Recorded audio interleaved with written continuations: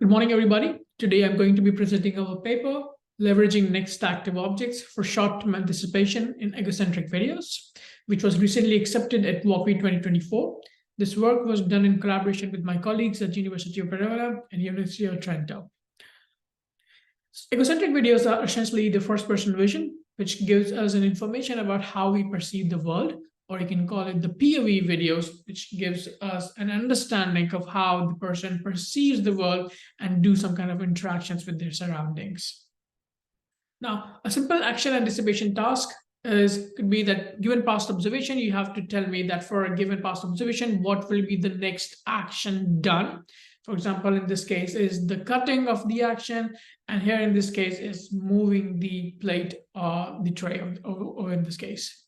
Now, having to go forward to understand the task of short-term anticipation, it is necessary to understand what are active objects and passive objects. Given in this image, the active objects are those which are currently in contact with the person. In this case, the knife and the onion are the active objects, marked as the green bounding boxes, whereas the red bounding boxes defines the passive objects which are just present in the scene. Now, putting this understanding into the context of action anticipation, the next active objects are those objects which come in contact for future actions. Now, the question is if we can detect a next active object from a single image. As you can see, to understand what will be the next active object which the person interacts with in the future, it's very difficult to tell just from a single image. But if we have some kind of past observation, it will be easier to understand, okay, which object person was interacting and which object the person will interact with in the near future. Which brings us to the task of short-term anticipation, which defines that for a given observed segment, what you need to do is that on the last observed frame by the model, you need to predict the location of the next active object and the class of the next active object. That is, what class of that object is. In this case, it's dough. Now, in addition, you also need to predict the future action which the person will take alongside the TTC, that is, time to contact, that is how much time will the person take to make a contact with that particular next active object. A thing to be noted that the model is only allowed to observe till this orange segment over here, and apart from that, the yellow segment and the green segment is unobserved by the model. So there are four unknowns for the short-term anticipation task. That is the bounding boxes, that is the spatial location of the next active object, the class of the next active object, what future action will the person perform, and how much time in the future will the interaction begin with that particular next active object. Now, the evaluation is done simply for the box. It's just a correct prediction is being marked as a true positive if the IOU between the predicted box and the grounded box is more than 0.5. For the noun and verb, the top 5 accuracy classification is being taken. And for TTC is the absolute difference between the predicted and the grounded TTC, which has to be less than or equal to 0.25. Okay.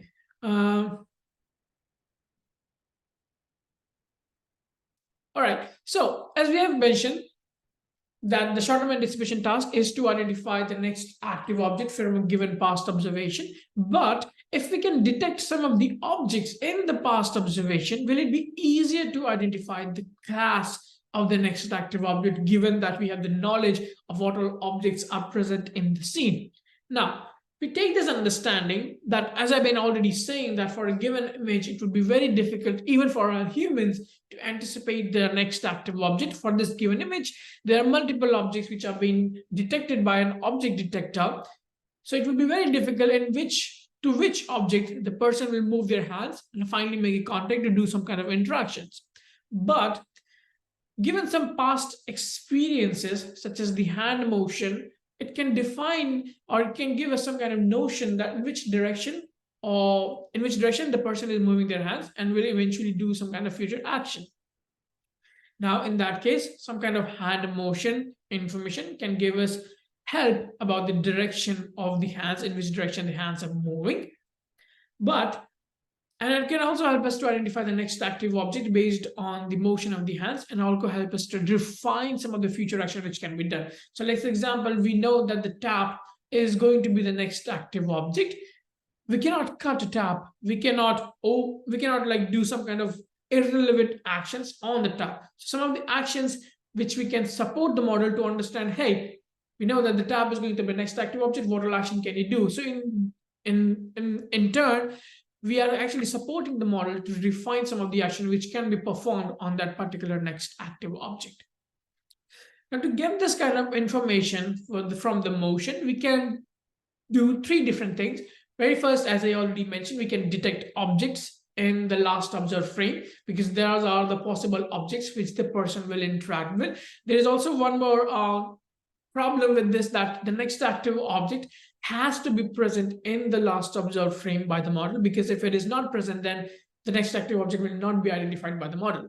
Another thing which we can do is that we can track our hands and then tell in which direction the hands are moving, and then based on that estimate, identify the next active object. In this case, the green dots defines the past motion of the hands. Alongside, we can estimate the motion of the person based on the past observation, that is how fast or how slow the person is moving their hands in their surroundings. For the purpose of this work, we only confine ourselves to the first and the third observations, that is the objects uses and estimating the motion of the person. Estimating the motion can be depicted into two things. The very first thing is the foreground motion, that is how the person is interacting with their hands. Why I'm saying hands? Because since we are dealing with egocentric videos, most of the interactions are being conducted using our hands. And in the current literature, transformers have been shown to be able to detect hands, and thus can identify the active object's motions. In addition, we also need to identify the background motion, how the passive objects in the scene are moving with respect to the person who is doing the interaction. This can be modeled using something called as object dynamics, which detects the objects and kind of formulate a trajectory of the objects which are being identified or seen in the past observations. Okay, so we have a given past observation, and from that video clip, we sample some of the RGB frames which are being used by the model. Okay, so once we have some of the RGB frames which we sample from the video clip, if we give them to an object detector, which gives us the object detections for each of the corresponding video frames we have. Now, from those video frames, we extract features using some kind of feature extractor, and then we concatenate them with the object detections we have and combine them together to formulate our patch features. Now, these patch features can be fed into a transformers to give us the foreground motion. Now, to conduct the background motion information, we can use the object detections and formulate some kind of trajectory using a self-attention module, which gives us the background motion of the person. And this is what mainly defines our model, which we call as the NAOGAT model. What it does is we have some kind of sample frames. We extract the features from them using the object detections and the RGB frames, which is being fed to a transformer encoder to give us the background motion. In parallel, we feed the object detections to an object dynamics module, which gives us the background motion. Now, this is a two-stage process. As I said, the model needs to first identify which object the person is going to be interacting, i.e. the next active object. And in the second stage, we refine some of the actions which can be performed for the object which was being identified in the very first stage. Now, to do that, we select the objects in the last observed frame, and we formulate our object queries by using the object ROIs and appending some of the learnable embeddings to formulate our fixed set of object queries. Now, this joint object queries learning is being fed to the next active object decoder, which gives us the next active object information in terms of the location and also the class. Now, this information is being fed to the motion decoder in addition with the background motion and the foreground motion, which gives us the motion specific predictions of future action and also the TTC, the time to contact in the future. Now, let's study some of these components in further details.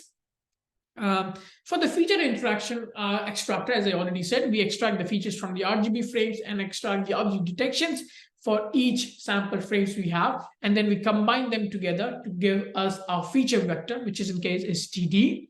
Now, once we have the feature vector for each sample frame, we feed them in parallel to our transformer encoder, which gives us the attended patch features for each frame in this case. So in our model, we have specified how many frames which we are using, and precisely we are using 10 frames in total for our video clip we have. Now, this information is giving us the foreground motion, how the hands are moving in the scene and stuff like that.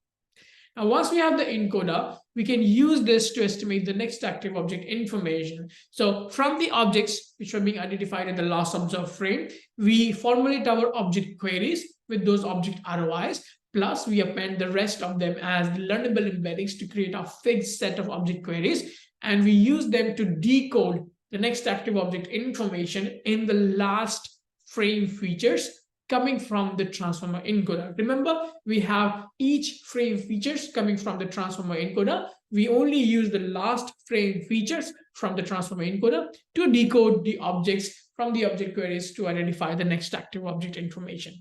Now, in the second stage, we use this object queries, next active object estimation, to be fed to a motion decoder. What it does, it uses a mean average of the transformer encoder features alongside the background motion, which is being formulated using the object dynamics. And using all these three information, we formulate our motion specific prediction of verb and TTC. So we have two different decoder. One is the motion decoder, which is formulated using the object dynamics. And we also have the object decoder, where we are using the object queries on the last observed frame to decode the information for the next active object. Okay, so, and this is our whole model in crux, where you can read about further details in the paper. This is a very simple thing. When we have the object detections from the object decoder, we can have multiple objects because we have fixed set of queries, and we can do some kind of pre-processing such as NMS, which we do in our case, to refine some of the unrelated objects which can be discarded by the model. This is our results. As compared to the state-of-the-art action anticipation-based baselines.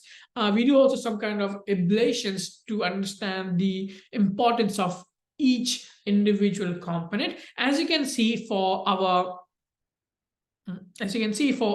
this segment and for this segment, we do get very great improvement in the prediction of the motion-specific unknowns, that is the TDC and the verb, the future action which we are giving. We also ablate the importance of that. So we have the motion decoder, which is predicting, which is our second stage decoder. And this is our first stage decoder, which is the object decoder. Here we get some kind of accuracy. We do notice that if we use an object decoder, we do find some kind of improvement in the future action, which has to be predicted.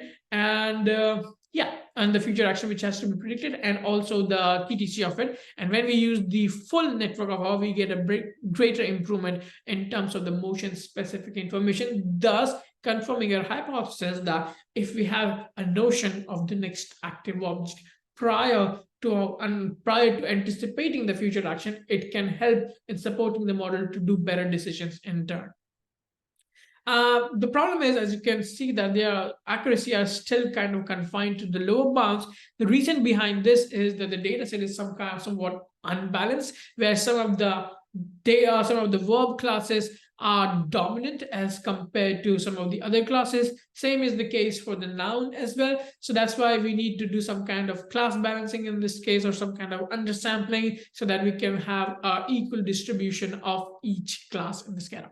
Now, as I said, we do this short-term anticipation for Ego4D dataset, because in that dataset we have the notion of next active object, but we wanted to extend this for EpicKitchen dataset, which was originally designed for action anticipation, but there is no notion of next active object.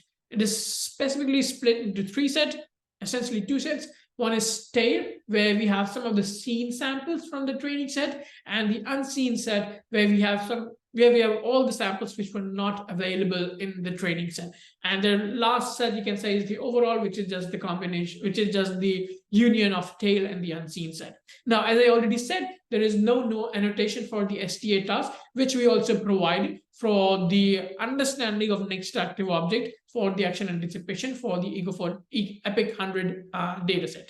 So we do provide the annotation using hand object detector, using this paper, understanding human hands at internet scale. What we do is we extract the information of the active objects for a particular video clip, and then we go certain frames in the back till our last observed frame to determine, hey, this is the active object which is going to be active in the near future. So this can be used as the next active object information. As you can see, there can be more than one active object, and for the entire data set, only 12.5% of the clips did not have next active object annotations identified by the detector which we are using. So this is our annotation pipeline. You can read this about in our paper.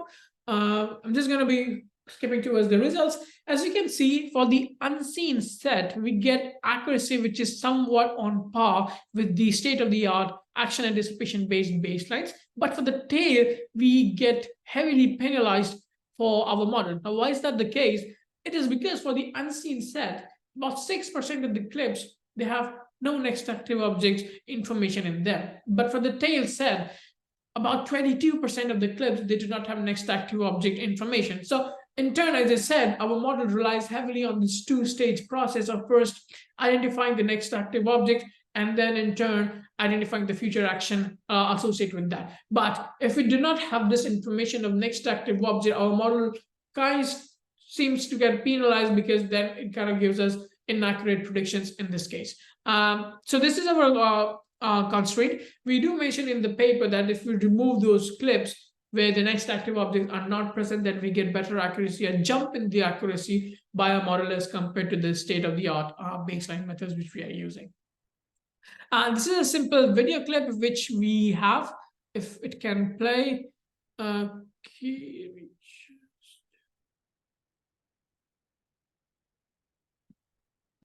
Okay, it's not playing. But anyway, you can look about this video in our project page, and it can give you an idea how the next active object predictions kind of deviates as the person progresses in their interaction with the environment, which brings us to the end of the presentation.